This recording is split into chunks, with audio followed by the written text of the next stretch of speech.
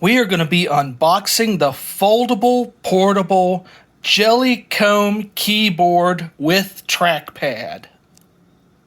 The sides of the box say Jellycomb all over. Bottom of the box shows just how easy this thing folds and unfolds. Okay, let's open this thing up. This is the first presentation of the box when you open it. Everything comes in plastic bags, and you get a foldable keyboard with touchpad user's manual. You get a micro USB to micro USB cord. You get a micro USB to a USB-C cord, and you get a micro USB to a normal USB cord. This is top of the device, folded.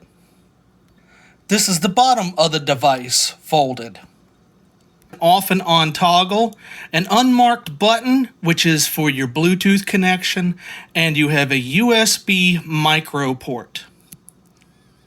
This is what the device looks like unfolded.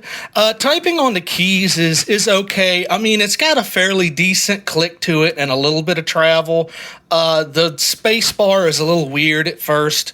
And also, most of the weight is in the center of the device, whereas the two outer parts of it that swing in are lighter, so it might feel a little weird picking it up. But all in all, it has a really nice feel to it. It does not feel like it's low quality.